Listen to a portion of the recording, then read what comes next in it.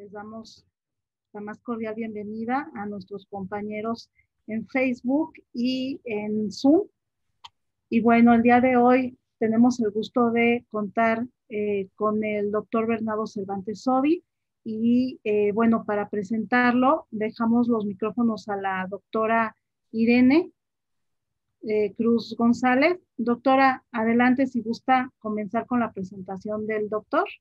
Sí, bueno, hoy tenemos la segunda conferencia de este ciclo de astronomía extragaláctica y tenemos el gusto de tener con nosotros al doctor Bernardo Cervantes Sodi. Bernardo estudió su licenciatura en Ingeniería Física en la Universidad Iberoamericana y obtuvo tanto su maestría como su doctorado en astronomía en el Instituto de Astronomía de la UNAM. Realizó estancias postdoctorales en institutos de investigación en varios países, fíjense, en Corea del Sur, en China y para después regresar de nuevo a Corea del Sur. Bernardo se incorporó a la UNAM como investigador desde 2015 y trabaja en nuestro instituto hermano, el Instituto de Radioastronomía y Astrofísica. Bernardo estudia la estructura, morfología y evolución de galaxias mediante el análisis estadístico de poblaciones de galaxias. En años recientes se ha enfocado en la formación y estructura de galaxias barradas en diferentes medioambientes, así como en los procesos de formación y evolución de galaxias de muy bajo brillo superficial. Actualmente Bernardo es el responsable del área de divulgación del IRIA, por lo que si quieren más charlas de nuestros colegas del Instituto Hermano, a él es a quien hay que abordar. Hoy nos va a presentar un viaje histórico acerca del conocimiento que hemos ido obteniendo en 100 años de las galaxias. Y te dejo a ti, Bernardo. Adelante. Muchas gracias, Irene. Muchas gracias por la presentación y por la invitación. Estoy encantado de estar aquí con ustedes en la Sociedad Astronómica de México. Tenía muchas ganas de participar desde hace mucho tiempo y no había tenido la oportunidad hasta esta ocasión. Entonces, les agradezco mucho y sí, justamente como comentaba Irene, mi intención es darles un recuento histórico de esta área de la astronomía extragaláctica, que realmente es un área bastante reciente en la astronomía, comparándola con otras áreas del conocimiento. Entonces, mi interés es, mi objetivo es presentarles un contexto histórico de lo que estaba ocurriendo en México y en astronomía en general hace 100 años, plantearles la concepción que teníamos de nuestra galaxia y del universo en ese entonces, y la revolución que se llevó a cabo hace 100 años que nos permitió expandir nuestra visión del cosmos. A partir de eso les voy a mencionar algunos mapeos o censos de galaxias importantes para aterrizar en los resultados más recientes con un sesgo personal a los sondeos con los cuales yo trabajo. Entonces, si se ve bien la presentación, voy a comenzar. Por favor, si tienen alguna duda, algún comentario, pueden interrumpirme con todo gusto, si esa es la forma en que lo trabajan aquí en la Sociedad Astronómica, y si no, bueno, al final tendremos tiempo para preguntas o comentarios.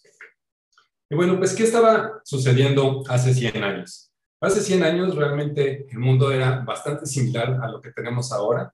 Hace 100 años no es tanto tiempo, hace 100 años, al menos en mi caso, son 3 generaciones. Hace 100 años están naciendo todos mis abuelos. Y en ese entonces todavía no sabíamos que nuestro universo era más que nuestra sola galaxia. En ese entonces todavía creíamos que, o no teníamos la certidumbre de si nuestra galaxia era la única en el universo o si había un sinnúmero de ellas. Como les comentaba, el mundo hace 100 años pues era relativamente muy parecido a lo que tenemos ahora. De hecho, también estábamos saliendo de una pandemia como está ocurriendo en estos instantes en el mundo. Nada más que hace 100 años era la influenza española, que también había devastado a varios países y nos había pegado durísimo en México, porque pues, hace 100 años también estábamos saliendo nosotros de la Revolución Mexicana, ¿no? Entonces, imagínense esos tiempos en México, en donde, además de una lucha fratricida, estábamos tratando de salir de la influenza española. Y esa influenza española, pues tal como ahora la COVID en nuestros días, pues tenía a todo el mundo con estas modas a las cuales ya estamos muy acostumbrados, ¿no? Todo el mundo con cubrebocas, tratándonos de proteger de esta enfermedad que no podemos ver. Y hace 100 años, pues también estábamos sufriendo un montón de muertes. Por ejemplo, en México se calcula que perecieron cerca de 500,000 de personas por causa de la influenza española, muy similar al exceso de mortalidad que ahorita estamos teniendo por la pandemia. Y hace 100 años también estábamos conmemorando un centenario de nuestra independencia.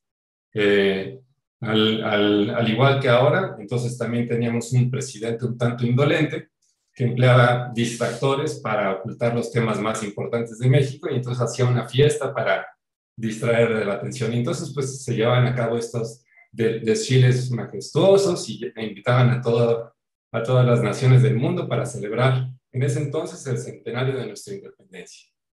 Y pasando a temas más agradables, hace 100 años también se estaba llevando a cabo una revolución en astronomía.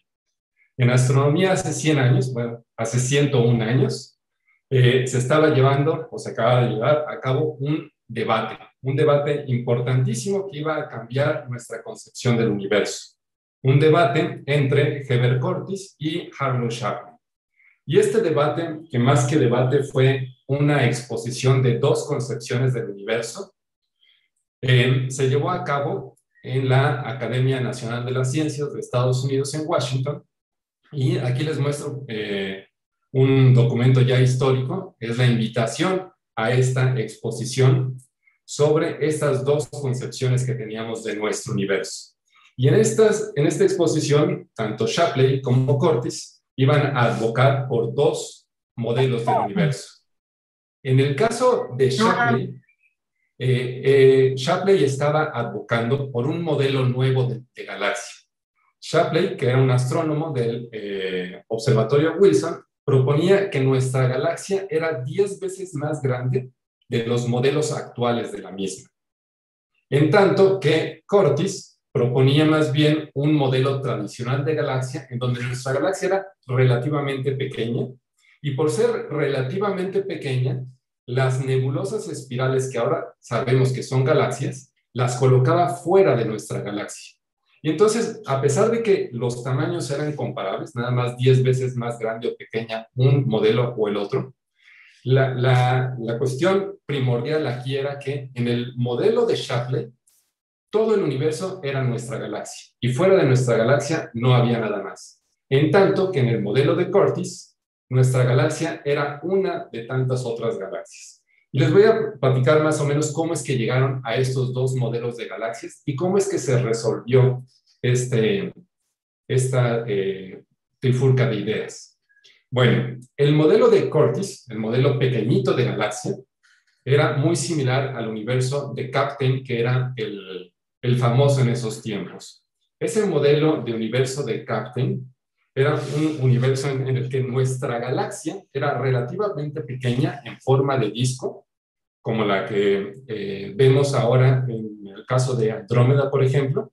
Y aquí está un diagramita que hizo Kapteyn sobre nuestra galaxia.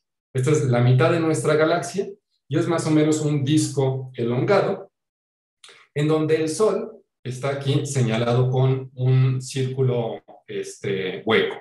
Este Sol parece estar bastante cercano al centro de nuestra galaxia.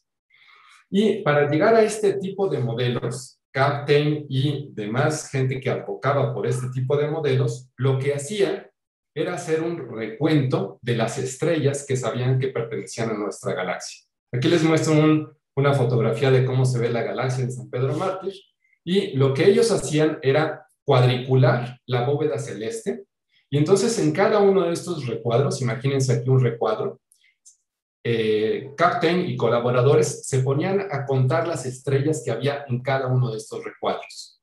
Y después se ponían a estudiar cada una de estas estrellas para determinar qué tan lejos se encontraba la estrella.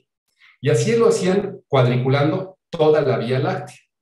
Y haciendo eso, llegaban a la conclusión de que la galaxia era relativamente pequeña y que nosotros estábamos prácticamente en el centro de la galaxia. Y eso se debía no a que en realidad nosotros nos encontráramos al centro de la galaxia, sino porque, como pueden notar, nuestra galaxia tiene un montón de gas y polvo. Y ese polvo nos impide ver estrellas que estén muy lejanas. Al no tener en cuenta el polvo, entonces el modelo por el que advocaban Curtis, Kapteyn y demás era un modelo de galaxia relativamente pequeño. Es más o menos lo que ocurriría si quisiéramos nosotros determinar el tamaño y la forma de la Ciudad de México. Si nos paramos, imagínense, en un rascacielos de Santa Fe, en un día nublado lleno de contaminación, como en esta fotografía inferior. Si nos paramos en este rascacielos en Santa Fe, en las afueras de la ciudad, vamos a ver que la extensión de la ciudad es relativamente pequeña porque la contaminación no nos deja ver los límites de la ciudad. Y además, hacia donde apuntemos, vamos a ver más o menos que el límite de la ciudad es el mismo. Entonces, por construcción, tendríamos un modelo de Ciudad de México pequeñito en donde nosotros estamos al centro. Si no tuviéramos el polvo o la contaminación en la ciudad, podríamos ver la extensión de toda la ciudad y veríamos que se extiende mucho más la ciudad y que no estamos al centro de la misma. Bueno, pues lo mismo ocurría con la galaxia. En la galaxia tenemos polvo y ese polvo no nos permite describir adecuadamente la geometría y la extensión de la propia galaxia. Ahora, con una galaxia tan pequeñita y nosotros al centro de la galaxia, Curtis y los investigadores que favorecían su postura advocaban a que estas nebulosas espirales que ahora sabemos que son galaxias, serían galaxias similares a nuestra Vía Láctea y que en realidad eran entes independientes que se encontraban extremadamente lejanas. De esta manera, nuestra galaxia sería como un universo isla y cada una de esas galaxias sería un universo aparte, independiente de nuestra propia galaxia. De esa manera, advocaban en favor de la idea original de universos islas que había propuesto Thomas Wright en 1750 y que después haría famoso Immanuel Kant en 1755. Esta idea de que cada galaxia es un conjunto de estrellas y que es independiente a nuestra Vía Láctea. Bueno, esa era la postura de Curtis y de todos los investigadores que apoyaban el modelo viejo de galaxia, una galaxia relativamente pequeñita. Perdón, ¿se escucha bien? Ok, es que escucho un ruido por aquí. Si hay algún problema de conexión, por favor avísenme para no seguirme de frente. Bueno, ese era el modelo de galaxia de Curtis. ¿Qué hizo Shapley? Shapley, en lugar de estar contando estrellas en el disco de nuestra galaxia, lo que hizo fue estudiar cúmulos globulares. Cúmulos globulares como este que aquí les muestro, son un conjunto de cientos de miles, de decenas a cientos de miles de estrellas juntas, y estos cúmulos de estrellas están orbitando en torno a nuestra galaxia. Así que estos cúmulos se encuentran tanto en el disco de la galaxia como fuera del disco. Ahora, por estar estos cúmulos de estrellas fuera del disco de nuestra galaxia, no se encuentran afectados por la presencia de polvo, porque el polvo se encuentra exclusivamente en el disco de nuestra galaxia. De esta manera, Shapley podía ver cúmulos de estrellas más alejados de las estrellas que podíamos ver en el mismo disco de la galaxia. De esta manera, Shapley, al hacer un sondeo, un conteo de cúmulos, tanto en el norte como en el sur del disco de nuestra galaxia, se dio cuenta de que más o menos había el mismo número de cúmulos estelares en el norte como en el sur de nuestra Vía Láctea. Pero además se dio cuenta que en estos cúmulos estelares había algunas estrellas que cambiaban de luminosidad. Estrellas que ahora conocemos como estrellas variables de un tipo en particular que se denominan cefeidas. Estas estrellas que forman parte de estos cúmulos que orbitan a nuestra galaxia, cambian su luminosidad porque cambian de tamaño. Estas estrellas son inestables y entonces en ciertos momentos aumentan su tamaño y después lo disminuyen. Y al estar aumentando y disminuyendo de tamaño, también aumenta y disminuyen su luminosidad.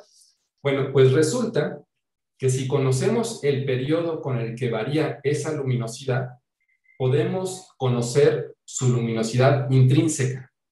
Y si conocemos la luminosidad intrínseca de estas estrellas, entonces podemos determinar a qué distancia se encuentran, dada la luminosidad medida. Y de esta manera, Shapley fue capaz de determinar la distancia a varias decenas de cúmulos globulares que orbitan en torno a nuestra galaxia. ¿Y qué logró con eso? Bueno, pues logró este resultado que aquí les muestro. Aquí no se ve muy atractivo, pero déjenme explicarles de qué va el diagrama. Esta franja que está al centro del diagrama representa el disco de nuestra galaxia. Y los puntitos negros y los puntitos huecos representan los cúmulos estelares que detectó Shapley y para los cuales pudo determinar las distancias a los que se encontraban estos cúmulos.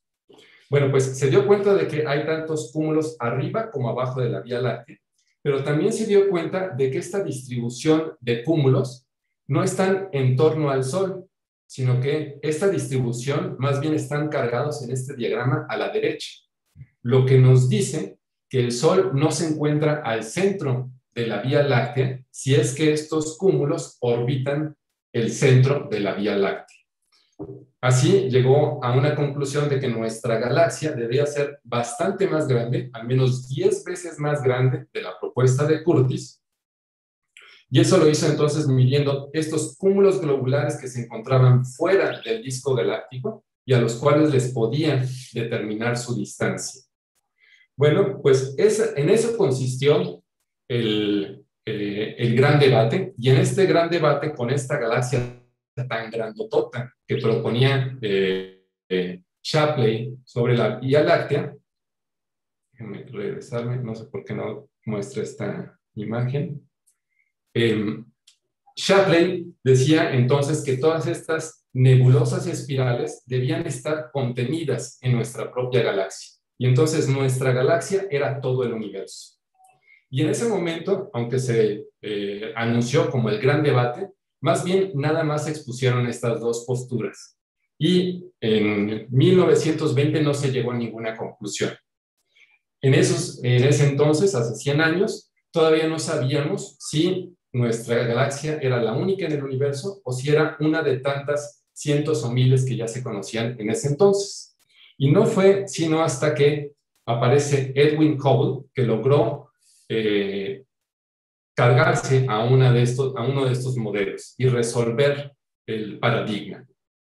Como ustedes saben, Edwin Hubble era un astrónomo estadounidense.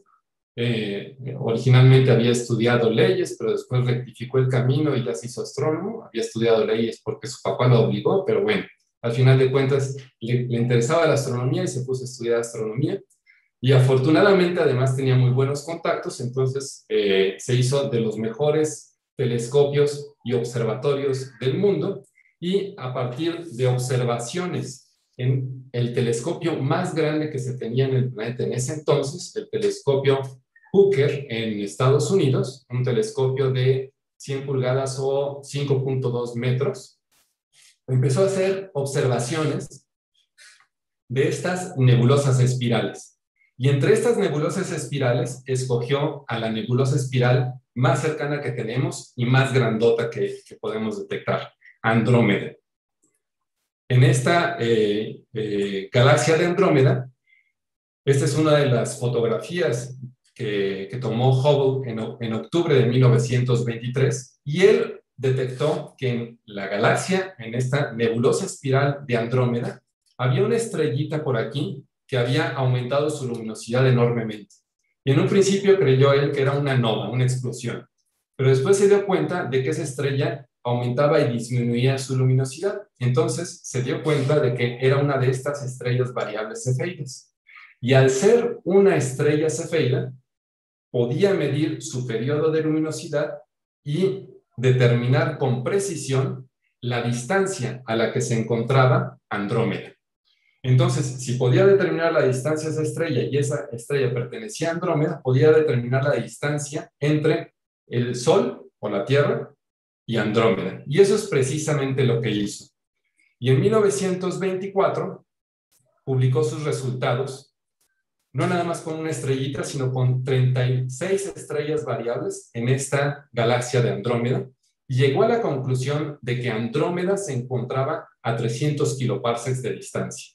Se equivocó por las relaciones que usó, en realidad sabemos ahora que se encuentra a cerca de 700 kiloparsecs, pero incluso con ese error, a 300 kiloparsecs, se encontraba a varios diámetros de distancia de la Vía Láctea. Y entonces este resultado, y en particular esta estrella, nos abrió nuestra concepción del universo y nos demostró sin duda alguna de que nuestra galaxia es una de tantas galaxias en el universo. Hubble estaba tan emocionado cuando detectó esta estrella Cefeida que escribió una carta a Shapley, que era el que proponía el otro modelo, y le mandó la curva de luz de esta estrella y le escribió a Shapley: mira, señor Shapley, acabo de encontrar esta estrella variable en Andrómeda y resulta que la distancia es de tanto, así que Andrómeda se encuentra fuera de nuestra Vía Láctea. Bueno, pues Shapley reconoció el resultado de Hubble y dijo, bueno, pues esta carta destruyó mi concepción del universo. Y a partir de ese momento es que estamos convencidos de que nuestro universo está compuesto de más de una galaxia, y al paso de los años nos hemos dado cuenta de que tenemos billones, si no es que trillones de galaxias en el universo observado. Bueno, pues ese era el contexto que teníamos hace 100 años. Esos hace 100 años, 3 generaciones, que no es tanto, ¿no? Mis abuelos crecieron en un universo en el que creían que todo nuestro universo era nuestra propia galaxia. Y ahora tenemos una idea, una concepción del universo que ha explotado, literal y figurativamente, ¿no? Bueno, en ese entonces ya se conocían muchas de estas nebulosas espirales que ahora sabemos que son galaxias, y muchas de ellas habían sido reportadas, por ejemplo, en el catálogo de Charles Messier en 1774, y después había habido avances importantes en el reporte de estas nebulosas espirales, que ahora estábamos convencidos de que eran galaxias independientes a nuestra propia galaxia. Uno de estos catálogos muy importantes se debió a los Herschel, esta familia muy prolífica en la que William, su hermana Caroline y su hijo John detectaron cerca de 5,000 objetos que incluyeron en este catálogo, y de estos 5,000 objetos, muchos de ellos eran galaxias. Y finalmente, hace cerca de un siglo, se completaron estos catálogos, el New General Catalog y el Index Catalog, que también compilan un montón de objetos extragalácticos, en donde ya los contamos por miles. Y hasta ese entonces, que se estaba llevando a cabo esta revolución en la astronomía extragaláctica, todos estos objetos eran considerados como manchones de estrellas que no sabíamos si pertenecían o no a nuestra galaxia. Y a partir del descubrimiento de Hubble es que estamos convencidos que son objetos independientes a nuestra propia galaxia. Ahora, les voy a mostrar un recuento histórico de los catálogos de galaxias más importantes hasta nuestros días. Y me voy a centrar un poco en los resultados de un sondeo relativamente reciente con el cual he trabajado bastante, y entonces por eso lo escogí. Por ejemplo, en los 30s, ¿se acuerdan de Shapley? Este mismo que había propuesto un modelo de galaxia muy grande y que decía que todo el universo estaba contenido en nuestra galaxia. Bueno, pues a pesar del descubrimiento de Hubble y de que dijera que su idea del universo se había caído, bueno, pues no dejó de hacer investigación. El señor Shapley nunca se rindió e hizo aportes muy importantes después de que su modelo galáctico quedara relegado. Y uno de esos aportes fue el estar monitoreando regiones de la bóveda celeste en el cono sur y catalogar galaxias en estas regiones de la bóveda celeste. Su objetivo era compilar cerca de 500,000 de galaxias. No lo alcanzó, pero sí obtuvo varias decenas de miles de galaxias, a las cuales les tomó imágenes en placas fotográficas. Y este catálogo fue uno de los primeros catálogos en los que empezamos a ver que, además de que tenemos muchísimas galaxias en el universo, estas galaxias no están distribuidas homogéneamente en el universo, sino que forman estructuras, que después vamos a ver son estructuras filamentarias en donde se están formando las galaxias. Y este catálogo de Shapley, en los años 30, fue uno de los primeros que nos mostró que las galaxias se organizan en grupos.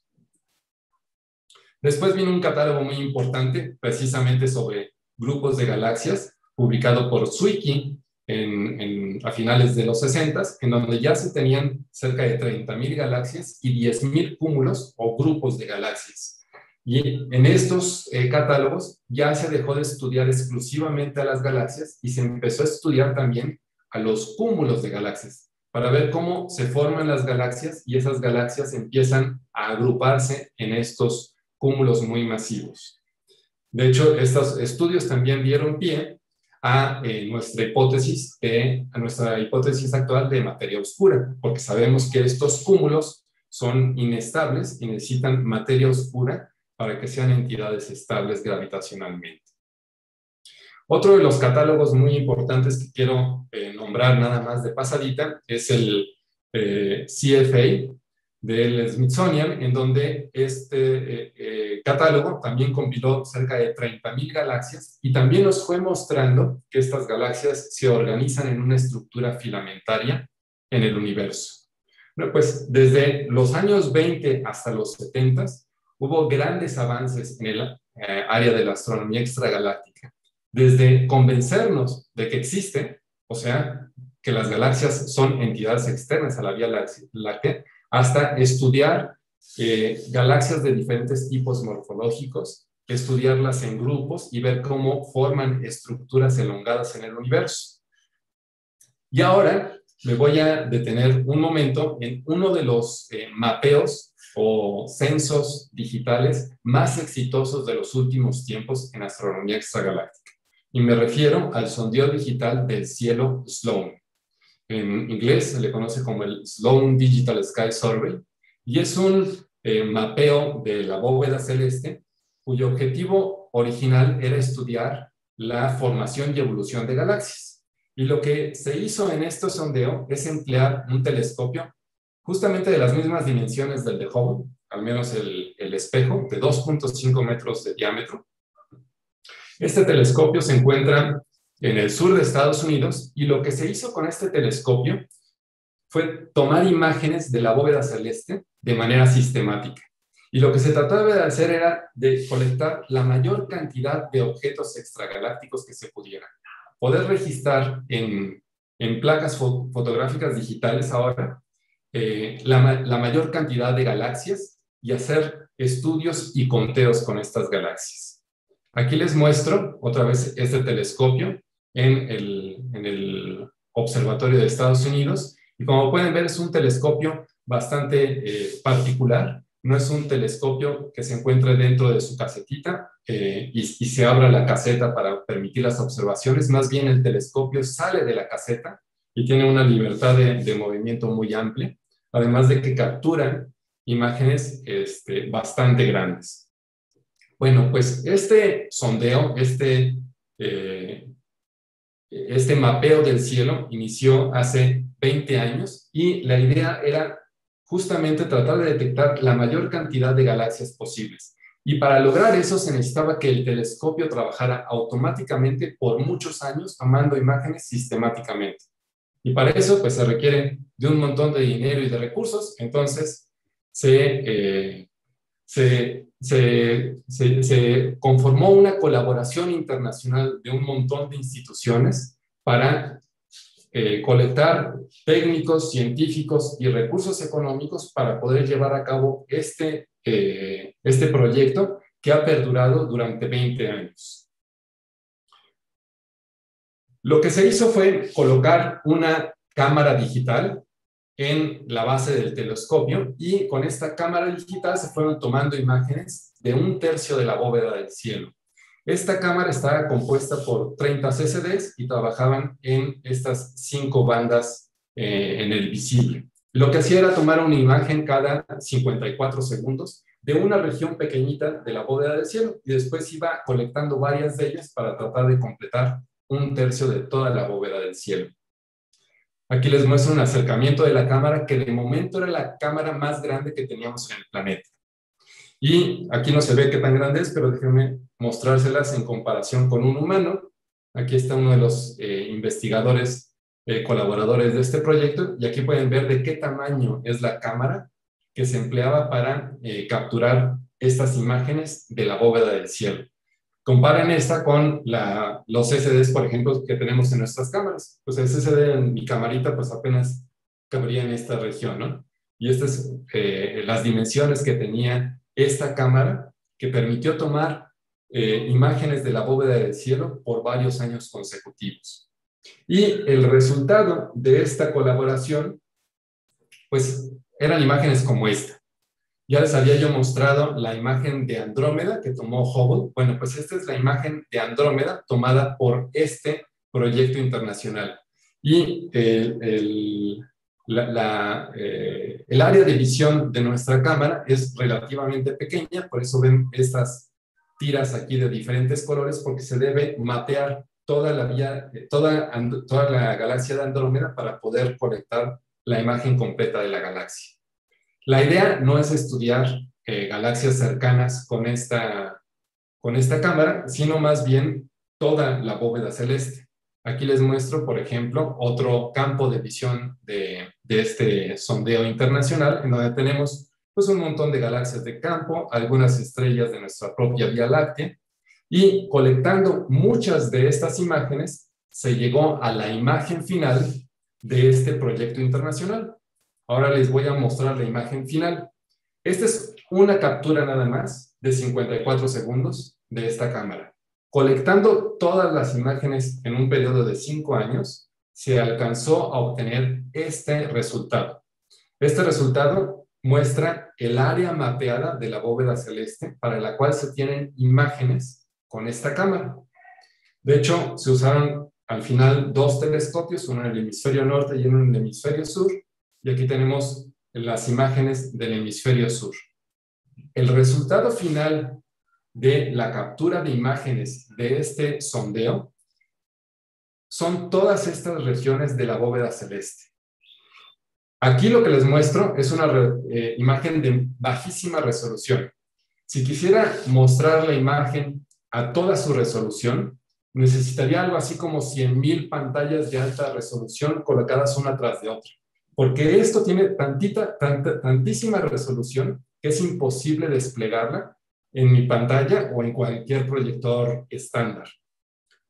De entrada no se ve tan llamativo, pero todos estos puntitos amarillos que ven ahí no son estrellas ni galaxias, sino son varios centenas o miles de galaxias y por estar tan pegaditas se ven tan brillantes. Pero déjenme mostrarles cómo se ve un zoom de esta región rectangular de la imagen final del Sloan. Si hacemos un zoom, vamos a ver que tenemos una galaxia que es M33. Tenemos, de hecho, varias galaxias de fondo y un montón de estrellas de nuestra propia galaxia.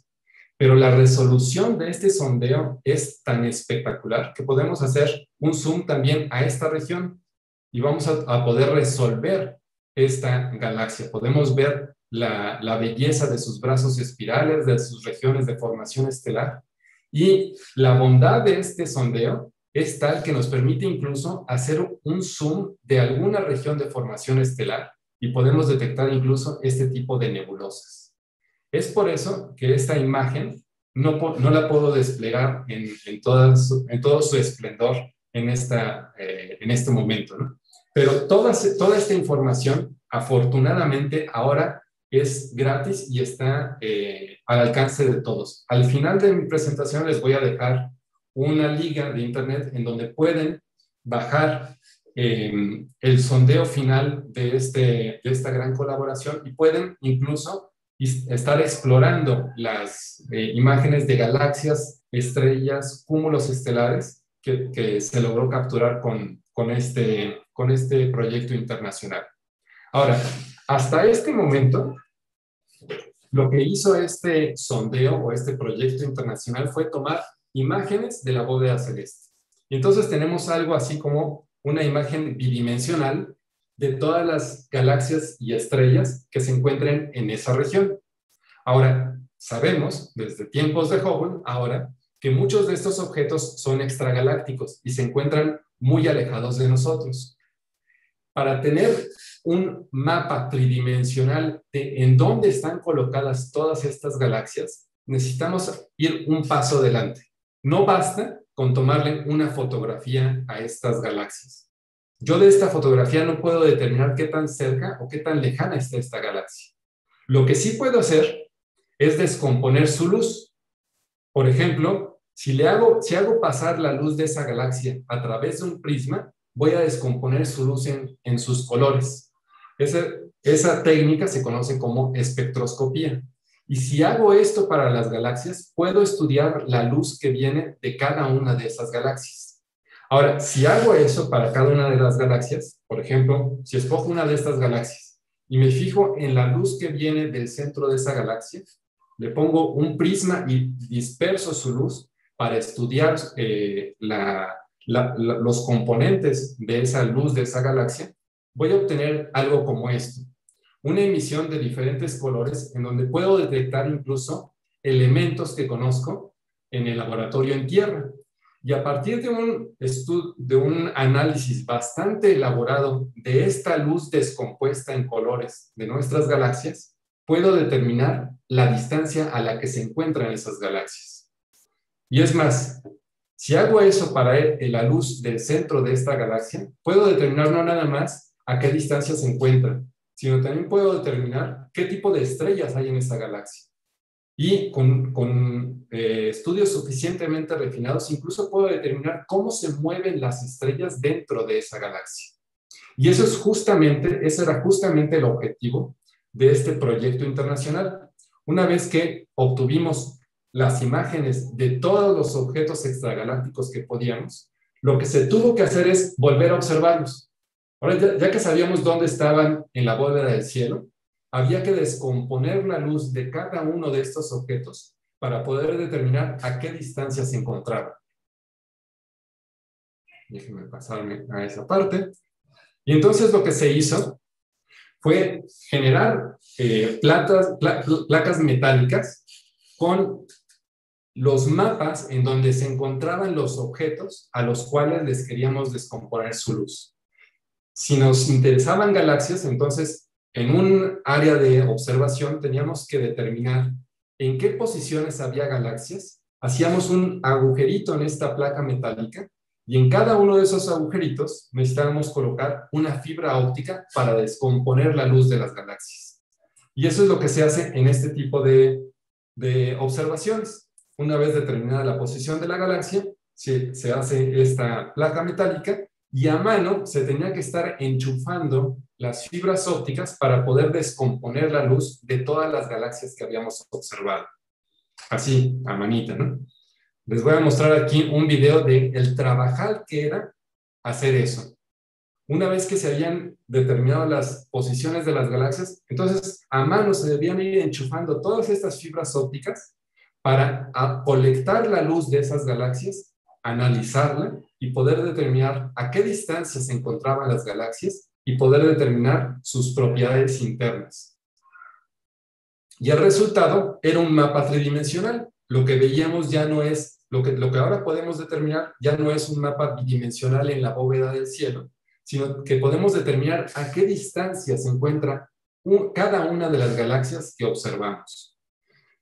De esta forma se ve muy poco atractivo el resultado de este análisis laborioso. Lo que les voy a mostrar a continuación es un video de un viaje simulado en torno a todas estas galaxias observadas en nuestro universo. Cada una de las imágenes que van a ver es una fotografía real de una galaxia. y la posición en la que se encuentran son las posiciones reales en las que se encuentran esas galaxias en el universo. En este caso les voy a mostrar cerca de 500.000 de galaxias, y lo que estamos simulando aquí es cómo se verían las galaxias si pudiéramos viajar más rápido que la velocidad de la luz y pudiéramos viajar entre ellas. Y cada una de estas imágenes es una imagen de una galaxia real. No es una imagen simulada, no es un dibujito de computadora, no, son imágenes que se obtuvieron con este sondeo de esta colaboración internacional. Y lo que pueden ver es que la distribución de galaxias en el universo, como les había comentado, no es completamente homogénea, sino que forman algunas estructuras muy interesantes. Déjenme, por ejemplo, pasar por aquí. Vamos a ver. Aquí. Miren nada más, por acá todos estos puntos son fotografías reales de galaxias, y todas estas galaxias están agrupadas en cúmulos de decenas, cientos o miles de galaxias. Y de hecho, podemos detectar varios de estos cúmulos. Perdón, ya me pasé. Vamos a regresar a esta parte. De hecho, podemos detectar muchos de estos cúmulos por doquier. Y si nos fijamos bien, vamos a ver que entre ellos están conectados con estructuras filamentarias. Esta es la estructura a gran escala del universo. Y en menos de 100 años hemos pasado de una concepción del universo en donde nuestra galaxia era todo el universo, a poder determinar las distancias a las diferentes galaxias y a partir de estos mapeos tridimensionales de galaxias, incluso determinar la estructura propia del universo. Bueno, nada más para terminar, aquí les voy a mostrar algunas imágenes de galaxias interesantes que hemos detectado con este tipo de estudios. Hemos detectado, por ejemplo, galaxias aisladas, sin interacciones, que evolucionan de manera calladita. Galaxias, por ejemplo, que están en interacción y que se están robando el gas una a la otra. Galaxias que se encuentran en cúmulos pobres de galaxias con cientos o miles de galaxias, o cúmulos muy ricos de galaxias con decenas de miles de galaxias. Y galaxias de diferentes tipos morfológicos y diferentes orientaciones. Esta gráfica se las muestro exclusivamente porque yo trabajo con este tipo de galaxias, son galaxias espirales, y a mí me interesa estudiar por qué algunas galaxias espirales forman barras. Y las barras son estas estructuras elongadas que ven en estas galaxias de acá abajo. Entonces, a lo que me dedico yo, que ya les platicaré en alguna otra ocasión si me invitan de nuevo, es cómo es que se forman estas estructuras elongadas en cierto tipo de galaxias. Y este tipo de trabajo lo podemos realizar gracias a estas colaboraciones internacionales que observan cientos de miles y ahora millones de galaxias. Y ahora con estas poblaciones tan extensas de galaxias podemos hacer estudios estadísticos de cómo se forman y evolucionan las galaxias. Bueno, hasta este momento les he mostrado resultados de fases previas de este sondeo internacional. Ahora, esta descomposición de la luz de las galaxias que les mostré, la logramos al enchufar una fibra óptica que colectaba la luz del centro de las galaxias. Y entonces, a partir de ello, podíamos determinar las propiedades de las estrellas que se encontraban al centro de estas galaxias. Y, por tanto, también determinar su distancia. Ahora, descomponiendo la luz del centro de una galaxia, pues nos damos una idea de cómo es el centro de la galaxia, no de toda la galaxia. Es como si quisiéramos estudiar la anatomía humana y nos sacáramos una radiografía únicamente del ombligo.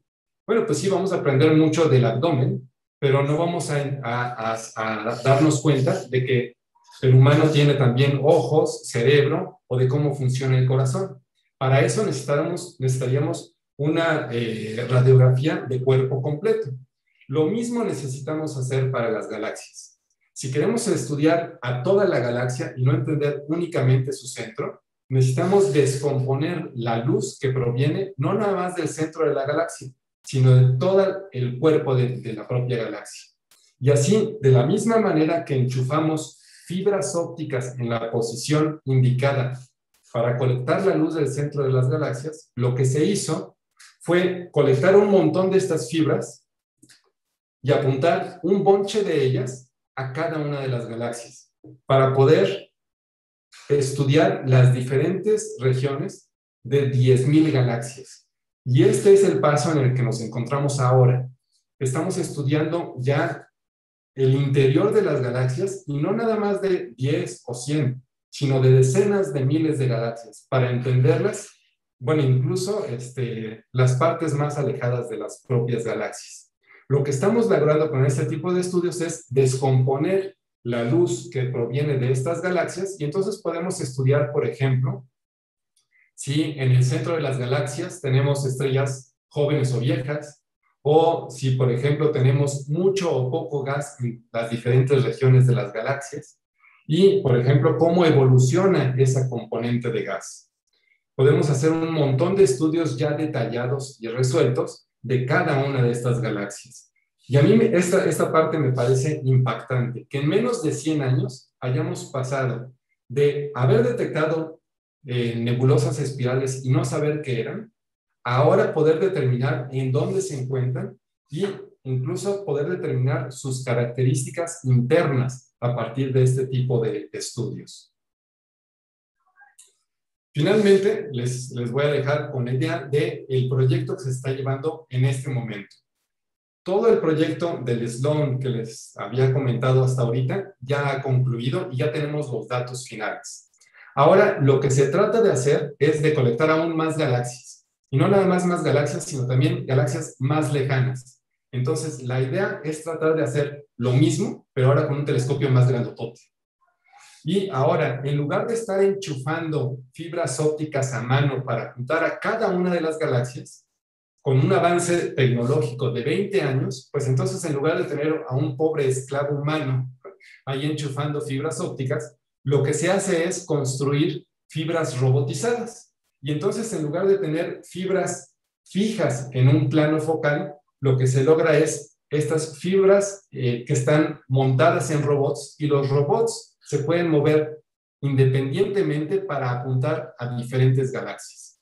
Y de esta manera, este nuevo sondeo de galaxias lo que pretende es capturar la luz de miles de galaxias por noche para ya no tener una muestra final de 1 millón de galaxias, sino ahora le están tirando a 40, 50 millones de galaxias. Y con esos 40 o 50 millones de galaxias, los investigadores, los astrónomos en extragaláctica y en cosmología, lo que quieren investigar ya no es exclusivamente las propiedades de las galaxias, sino usar a las galaxias como trazadores de nuestro universo. Ahora sabemos que nuestro universo no es estático, sino que está en expansión.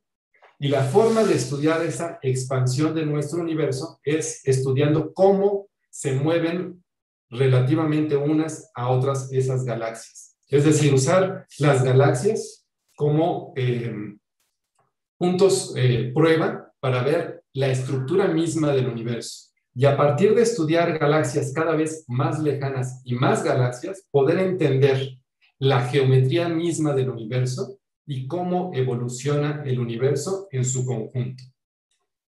Y bueno, yo creo que con esto ya los bombardeé con suficiente información. Nada más antes de concluir mi charla, los invito a revisar esta liga de internet en donde ustedes pueden navegar en el resultado final de todos estos sondeos. Estos sondeos que han estado trabajando por decenas de años para colectar las imágenes y la información de millones de galaxias, ahora están públicas para que cualquiera de ustedes pueda entrar a esta liga y revisar las imágenes, pueden bajar las imágenes, trabajar con ellas, incluso hacer ciencia con ellas. De hecho, pueden entretenerse horas y horas en esta liga. Bueno, pues no me queda más que agradecerles y esperar sus comentarios, preguntas o cualquier sugerencia. Muchas gracias. Doctor, muchísimas gracias. Estuvo súper interesante. Nos ha dejado, como siempre, con la boca abierta de todo lo que nos están platicando. Y muchísimas gracias a usted. Sí tenemos preguntas. No sé si ahorita en Zoom tengan alguna pregunta nuestros compañeros que están aquí. ¿No? Bueno, entonces vamos a pasar a las preguntas de Facebook. En Facebook sí tenemos bastantes. Ay, Claro que sí. permítame tantito porque se me fue la... Ay, ay, ay, ay, ay. No hay prisa, aquí me quedo. Estoy apretando y apretando y se me fue. Bueno, tenemos Armando Lemus nos pregunta, si las galaxias se alejan unas de otras, ¿por qué vemos galaxias fusionarse y en algún momento la Vía Láctea, la Vía Láctea fusionarse con Andrómeda? Muy, muy interesante y pertinente pregunta. Déjenme mostrarles, por ejemplo, estas imágenes, ¿no? Yo creo que se refiere a estas imágenes. Sabemos que existen galaxias aisladas y si nuestro universo está en expansión y tenemos dos galaxias aisladas, si el universo se expande, pues entonces la distancia entre estas galaxias debe aumentar. Ok, en términos generales, eso es lo que ocurre. Ahora, todo depende de las escalas a las que nos fijemos. Si las galaxias están suficientemente alejadas, lo que prevalece es la expansión del universo. Pero si las galaxias están lo suficientemente pegadas, van a sentir fuerza de atracción de gravedad una a la otra. Entonces va a haber dos efectos. El universo que trata de separarlas y la fuerza de gravedad entre ellas que trata de pegarlas. Si las galaxias son suficientemente masivas o están lo suficientemente pegaditas, entonces no se van a expandir con la expansión del universo, sino que van a interactuar de manera independiente de acuerdo a la masa que ellas tengan. Y eso es justamente lo que ocurre, por ejemplo, en el grupo local. Nosotros pertenecemos a un grupo pequeñito de galaxias en las que tenemos a la Vía Láctea y Andrómeda, y este grupo local de galaxias no se ve afectado por la expansión del universo, porque estas galaxias son suficientemente masivas y están lo suficientemente cercanas como para desapegarse de la expansión general del universo. Y sí, como nos comenta la persona interesada, estas galaxias en un futuro van a evolucionar, van a acercarse una a la otra para terminar fusionándose y formando una galaxia aún mayor. Y eso es también lo que ocurre, por ejemplo, con los cúmulos. Los cúmulos son conjuntos de un montón de galaxias y la fuerza gravitacional que las une es suficientemente poderosa para desapegarse o separarse de la expansión del universo mismo. Espero que quede clara la explicación. Sí, pues sí, yo me imagino que sí, ahorita que nos responda Armando Lemos, pero... Perfecto, Armando, muchas gracias por el interés. La Red Mexicana de Radiotelescopios nos pregunta, ¿podría considerar que con el telescopio James Webb podría observarse el origen del universo? Bueno, el origen del universo en sí, con el James Webb, sería imposible de observar. El origen del universo, sabemos cuándo ocurrió en nuestra teoría del Big Bang, pero nuestra teoría del Big Bang es una teoría caliente. Y eso quiere decir que nuestro universo se ha enfriado desde el origen físico del universo. Ahora, cuando el universo era extremadamente joven, era tan caliente que todo el gas se encontraba ionizado. Y entonces, ese gas funciona como la contaminación en las ciudades o como el polvo en la Vía Láctea. No nos permite ver a través de ese gas ionizado.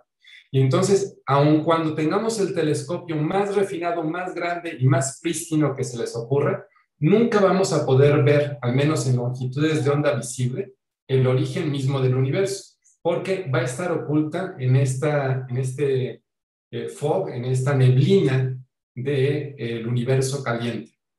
Tenemos otras formas de tratar de estudiar etapas anteriores a la evolución del universo, pero no con luz visible y tampoco con las longitudes de onda con las que va a trabajar James Webb. El James Webb nos va a servir para muchas otras cosas. También nos va a ayudar para estudiar, por ejemplo, el ritmo de expansión del universo y refinar nuestras teorías cosmológicas, pero no vamos a poder literalmente ver el origen del universo.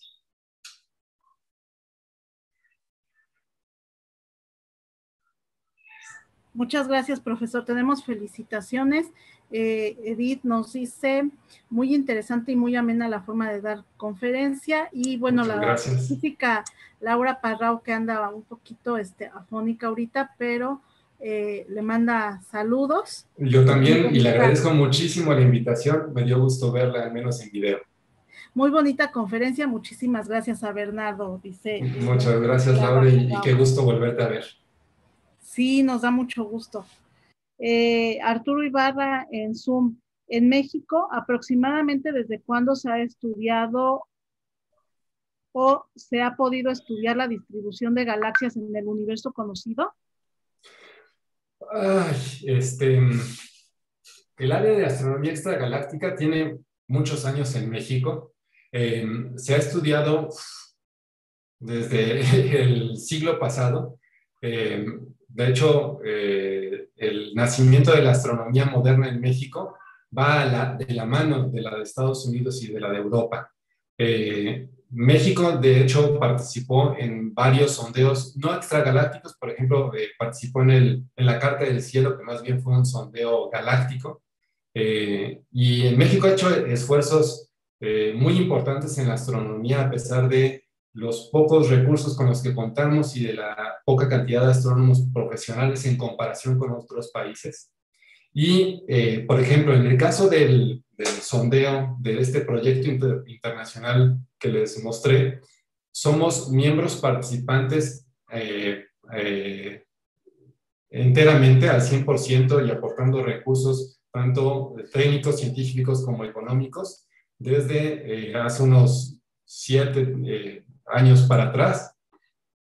Antes no habíamos participado en las primeras etapas de este proyecto, pero todos estos proyectos internacionales tienen la bondad de que hacen públicos sus datos. Después de cierto tiempo, todos los datos y el refinamiento de los mismos los hacen públicos. Y eso es algo que hay que reconocer y apreciar en la ciencia, ¿no? Es una actividad colaborativa en donde todos nos vemos beneficiados, en donde la competencia ayuda, pero también todos nos vemos beneficiados de la inversión de todos. Y entonces, pues todos deberíamos contribuir de la misma manera, ¿no? Entonces, en este tipo de sondeos, pues llevamos unos 5, 10 años, usando los datos 20, 30 años, y en diferentes proyectos internacionales, pues decenas de años. La astronomía moderna mexicana lleva mucho tiempo y debemos estar muy orgullosos de nuestra ciencia y de todo lo que hemos logrado. Hemos hecho escuela y seguimos siendo muy fuertes en diferentes áreas de la astronomía. Así es, un orgullo, doctor. Sí, todo un orgullo. Bernardo Osorio nos dice le comunica gran tema, felicitaciones por tan ilustrativa plática, un abrazo. Miguel Ángel Arce, doctor, es un pequeño que nos acompaña cada 8 días. Ah, sí, aquí lo veo en la cámara. Seguramente próximo científico. Felicitaciones, doctor Bernardo. Muchas gracias. Y me da mucho gusto que estás presente. Sí. Gracias. José Fernando Mandeur Díaz en Facebook le pregunta, ¿ese proceso de la placa metálica con fibra óptica, cómo se llama? Pues no sé si tiene un nombre técnico. Yo le digo labor esclava, ¿no? Porque teníamos un montón de investigadores jóvenes, estudiantes, postdocs, enchufando fibras ópticas a todas estas miles de placas, ¿no? En un principio se generaban un montón de estas placas por noche y una vez que se había completado el sondeo fotográfico, se tenía que volver a hacer el sondeo, pero ahora espectroscópico, ¿no? Entonces se requerían un montón de horas hombre enchufando todas estas fibras en cada uno de estos platos. Ahora, en las etapas más recientes, como les comentaba, ya lo hace un robot. Y muchos de estos platos se han ido a museos en todo el mundo porque este sondeo fue un parteaguas en la astronomía extragaláctica y debemos estar orgullosos de ser participantes del mismo. En realidad no sé cuál es el nombre técnico para este proceso. Yo le digo, pues, tener el esclavo trabajando, ¿no? al pobre científico que dedica horas a esta labor tediosa. Sí, sí se está viendo. Y bueno, él mismo nos pregunta cómo se ha mejorado este proceso y si no encontraron algo anormal, qué es lo que genera más interferencia, alguna parte del espectro electromagnético, gravitones. Lo que se ha mejorado es la automatización y la rapidez con que se hace esta captura de datos, ¿no? Antes se tenía algunos miles de fibras que había que estar colocando de acuerdo al plato en cuestión. Ahora tenemos una cámara que se ve como esto. Y cada uno de estos puntitos es un actuador independiente robotizado que permite acomodar automáticamente la fibra para colectar la luz de esas galaxias. Y se han descubierto un montón de cosas interesantes. Por ejemplo, con este tipo de proyectos, uno de los enfoques es tratar de determinar la expansión del universo. Nosotros ya estamos convencidos de que el universo se está expandiendo. De hecho, es también uno de los aportes importantes de Hubble en 1929, ¿no? Además de un montón de aportes en la astronomía extragaláctica, también hizo aportes observacionales en la cosmología. Bueno, al día de hoy no sabemos el ritmo de expansión del universo. Hay mediciones contradictorias y eso es un problema abierto en la astronomía. Y una forma de atacar ese problema es con más datos, mejor estadística y reducción de errores, ¿no? Entonces, uno de los enfoques es tratar de estudiar el ritmo de expansión del universo, y el ritmo de expansión del universo está íntimamente ligado con la cantidad de energía oscura del universo y cómo se comporta esta energía oscura. Entonces, este sondeo en particular está enfocado a la energía oscura, al modelaje de la energía oscura del universo, que es todavía un problema abierto de la astronomía contemporánea, ¿no? Muchas gracias, doctor.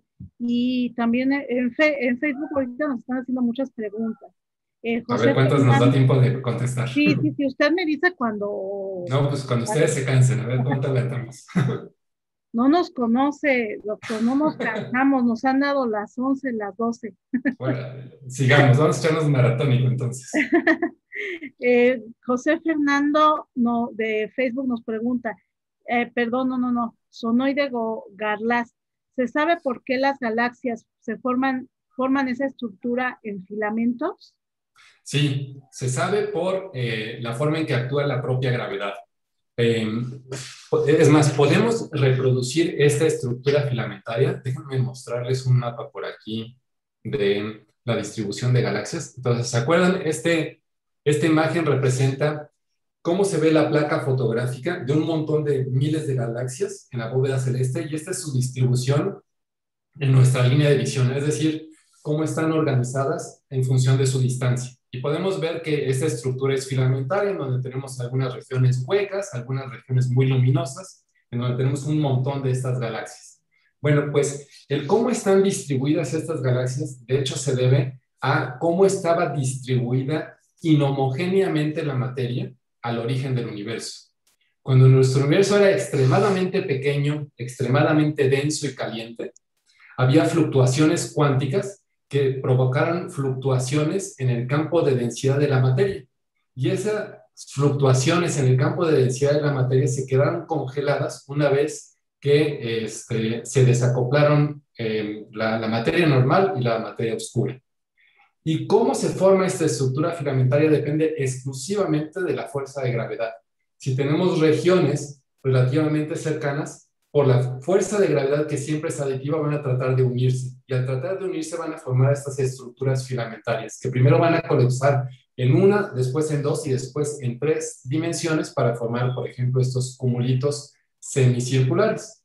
Entonces, sí, entendemos cómo se forman estas estructuras e incluso las podemos reproducir fidedignamente en simulaciones cosmológicas. Todo esto lo hemos avanzado en menos de 100 años. O sea, a mí no me deja de sorprender esto, ¿no? Que estamos a 3 generaciones de este avance brutal, esta revolución en la astronomía. Sí, es que de verdad es sorprendente todo lo que ha avanzado, todo lo que nos falta, ¿verdad? Sí, siempre nos faltará. Sí. Es lo bello de la ciencia. Giovanni Ramos, por favor, si quieres hacer tus preguntas, él tiene 2 preguntas, entonces Sí, es adelante. mejor que las haga él. Gracias. Bueno, Adelante, antes que Giovanni. nada, igual, muchas gracias por la plática, muy, muy interesante. No, un placer, gracias, Giovanni. Bueno, yo tengo dos preguntas. Una, ¿cómo es que se determina o qué método se emplea para determinar las distancias, ya sea también en sondeos galácticos y sondeos extragalácticos, con el SLOW?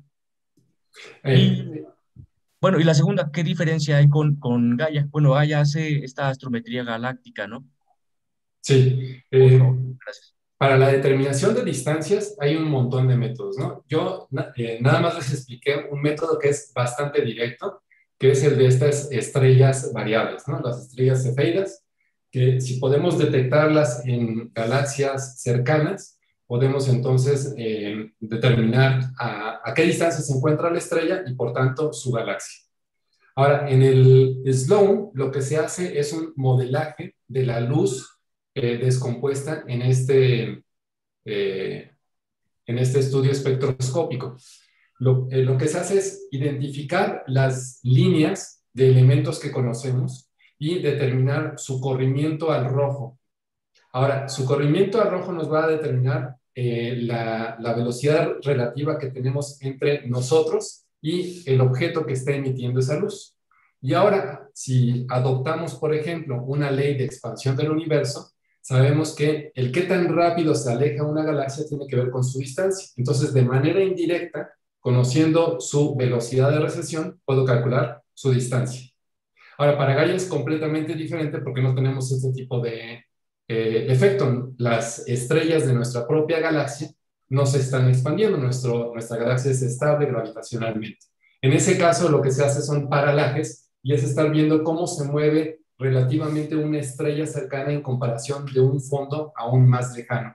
Y esa es una forma mucho más directa y mucho más precisa de medir distancias. Nada más que no lo podemos hacer a escalas extragalácticas. Entonces, para escalas extragalácticas, dependiendo a qué distancias nos refiramos, necesitamos usar diferentes métodos o ir saltando de uno a otro método, ¿no?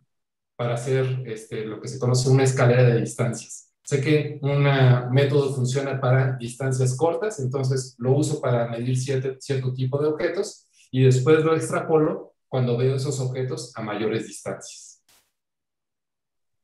Ok, el primer método, bueno, no sé si se refiere también al paralaje fotométrico. Para Aunque, ajá, las galaxias, no. no, pero Bueno, bueno, en el caso de estrellas en nuestra galaxia, lo que pasa, bueno, había leído alguna ocasión estos estudios que se hacen a nivel, o sondeos galácticos sobre distribuciones estelares. sí, Y sí, en escuché ese alguna caso, ocasión el término paralaje fotométrico. sí, y es justamente el método más directo para determinar las distancias, ¿no? Nada más vemos el cambio de posición aparente de un objeto en función de un fondo inmutable, de objetos aún más distantes que con el paso del tiempo no cambian, ¿no? Entonces, con ese tipo de paralajes, que es lo mismo que hacemos con nuestros ojos, podemos determinar si un objeto se encuentra cercano o lejano, de acuerdo al paralaje que hacemos con nuestros dos ojos, con trigonometría automatizada en nuestro cerebro, ¿no? Lo mismo hacemos con paralajes a estrellas vecinas en función de un fondo más lejano. Nada más que ese tipo de métodos pues no nos funciona para escalas extragalácticas. Y es Ok, justamente lo que hace Gaia para determinar distancias a estos millones de estrellas que está detectando y que nos permite tener un modelo mucho más fidedigno de nuestra galaxia. ok. Muchísimas gracias. ¿No? A ti.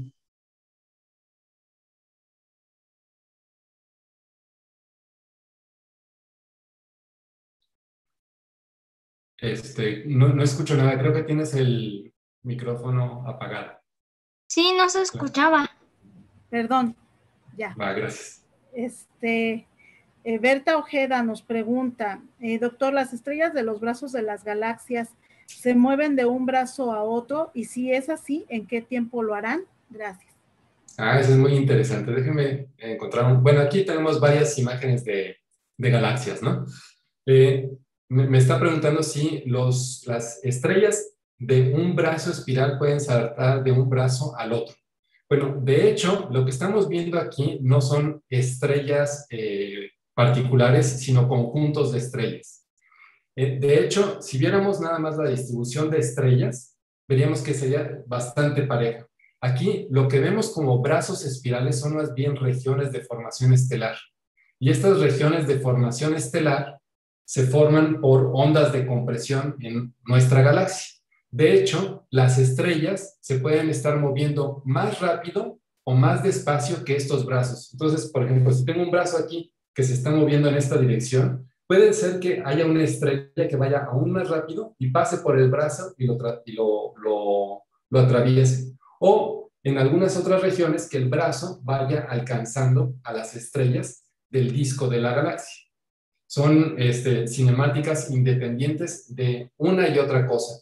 Las estrellas se mueven muy ordenadamente en órbitas circulares con velocidades muy bien establecidas, y estas regiones de formación estelar siguen un patrón diferente, ¿no? Entonces, no es tanto que la estrella salte de un brazo a otro, sino que se va alcanzando o va alcanzando al brazo a diferentes velocidades.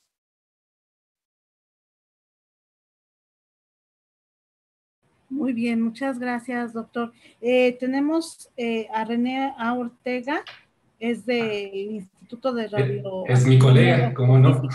Sí. Y nos está mandando también por Facebook otra liga, por si les interesa, de Anne-Marie, conectando las fibras ópticas del espectroscopio de SDSS a las placas metálicas usadas durante las observaciones. Y bueno, si gustan, se queda aquí en Facebook en las conversaciones para que entren y puedan ver esa liga que nos está mandando. Igual es algo similar al video que les mostré, ¿no?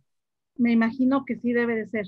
Y muchas bueno, gracias, René. González le manda saludos. Gracias. Y Miguel Ángel, ¿tienes alguna pregunta, verdad? Sí, tengo una pregunta. A ver. ¿Qué es un espectro de galaxias? Un espectro es esto de aquí. Déjame explicarte. Tú cuando ves una galaxia o una estrella, así a simple vista, la ves como un puntito blanco, ¿no?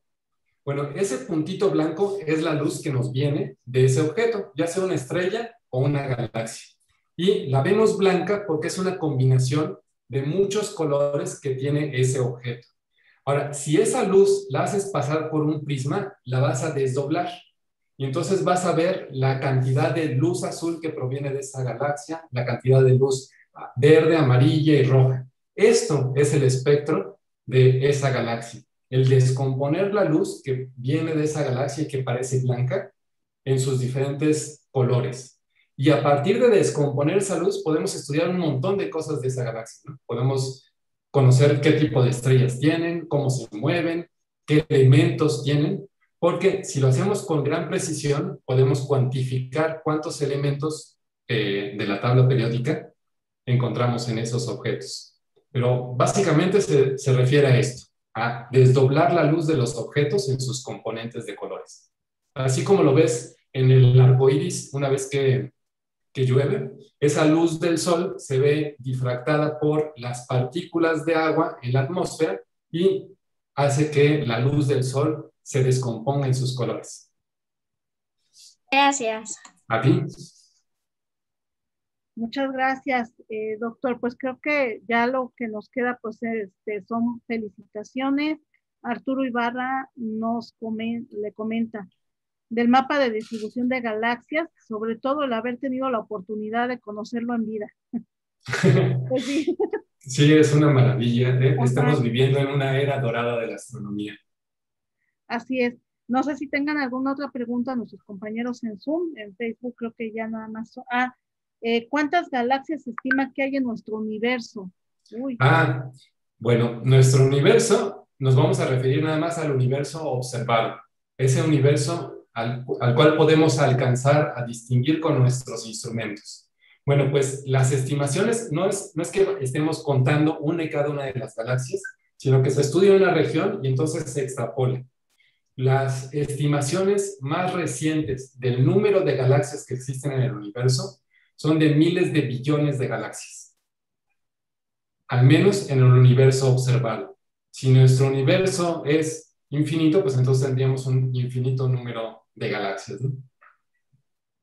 Pero en la región accesible a nosotros, estimamos en los órdenes de billones de galaxias, millones de galaxias. Sí. Ya pasamos de estudiar unas centenas de galaxias hace 100 años a tener la certeza de que existen billones de galaxias. El grupo local, todavía a mí me tocó que el grupo local fuera de 12 galaxias. Uy, ya tenemos un montón de galaxias pequeñitas por ahí, siguen descubriéndose Así es. regularmente. Así es, doctor. Pues muchísimas gracias, doctor. Creo que, le digo ya nada más, Andrea Medina, Esteban, José Ramírez, Sinoide Garlas, todos le mandan muchas felicitaciones. Y pues igual aquí nosotros en Zoom creo que todos estamos... No, pues les agradezco mucho la invitación y les agradezco también a todos la atención que prestaron a mi charla, este rato de dedicarlo a la ciencia. Espero que lo hayan disfrutado y espero que nos podamos encontrar en alguna otra ocasión. Bastante, y a nombre de bueno, si me permiten nada más compartir para darle su reconocimiento, a Claro nombre que sí. de la física Laura Parrao, que está un poquito afónica, bueno, no nos queda más que otorgar, bueno, el Instituto de Astronomía de la UNAM y la Sociedad Astronómica de México, AC, otorga el presente reconocimiento en la celebración del aniversario de los 50 años de educación continua de la UNAM al doctor Bernardo Cervantes por su excelente presentación 100 años de astronomía extragaláctica del ciclo Conocimiento Astronómico. Y bueno, lo va a firmar el profesor Rubén Horacio Becerril Marañón, presidente de la Sociedad Astronómica de México, y se lo enviaremos. Doctor, muchísimas gracias. Mucho. No nos queda más que darle un aplauso, por favor, ahorita. ¡Bravo! Muchas gracias. Felicitaciones, bravo. Estoy muy contento de poder haber participado con ustedes después de tantos años de haber sido vecinos de colonia. Así es, sí, ¿verdad? Muchas gracias. Estaba usted muy cerquita. Y bueno, le tomamos la palabra de la próxima plática, para la plática que nos estaba comentando de su trabajo, de las líneas y todo eso que nos está diciendo ahorita de las galaxias. Le tomamos la palabra a ver cuándo nos acompaña nuevamente. Ya nos organizaremos. Igualmente le damos las gracias a la Sociedad Astronómica de la NUI, la Red Mexicana de Radiotelescopios, al Bachillerato Alonso Reyes y a la Normal Rural de Tamazulapa, que nos transmiten ellos también por Facebook. Muchísimas gracias a nuestros compañeros. El profesor Alonso creo que ya no está en Zoom, estaba hace rato, le mandamos un fuerte abrazo. Y bueno, no nos queda más que invitarlos dentro de 8 días, el próximo miércoles. Tendremos, no sé si la doctora Irene todavía esté por aquí, pero bueno, en el marco de la celebración de México 500, el Instituto de Astronomía nos invita a estas 2 pláticas que se van a transmitir tanto en Zoom, en la página, en la Sociedad Astronómica, como en Facebook igual. El doctor José Galindo, cometas, luz zodiacal y bolas de fuego, augurios de la caída de Tenochtitlan.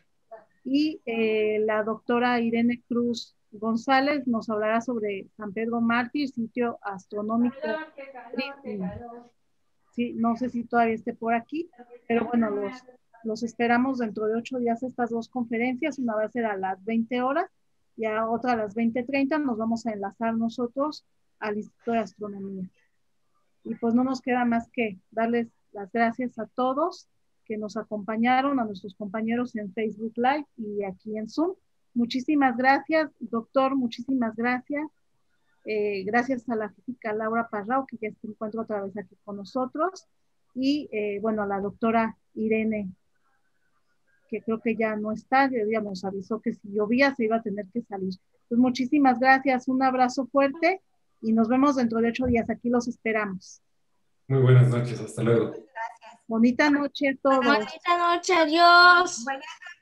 Hasta luego. Muy buenas noches y felicidades. Buenas noches a todos, buenas noches. Buenas noches. Adiós. Buenas noches. Muy bonita noche, don Jorge Gabriel, Fernando Osorio, Arturo Ibarra, Edith, Gracias, buenas María noches. Varela, Profesor Peter, mire, ya está es su nieto. Qué bello. Miguel Ángel, muchísimas gracias. Leti, Gilberto, Bernardo, a todos, muy bonitas noches. Gracias. Adiós. Hasta luego, bonita noche. Adiós, nos vemos el miércoles. Nos vemos el miércoles, bye. Ándale, Miguel Ángel, bye. Adiós. Sigan cuidándose todos, por favor. Aunque ya estemos vacunados muchos. Bueno, a mí ya me tocó la primera. Voy a esperar la siguiente. ¿Usted, doctor, no? Todavía le falta. No, acá ya nos vacunaron por ser maestros. Pero sí, como usted dice, hay que seguir cuidándonos y hay que cuidar a los demás, ¿no? Porque incluso vacunados podemos transmitir el virus. Falta Elena, buenas noches. Sí, porque buenas noches, la delegación, ¿no? Buenas noches. Adiós. Nos vemos el miércoles. Adiós, Miguel Ángel. Adiós, Leti. Bye. Adiós.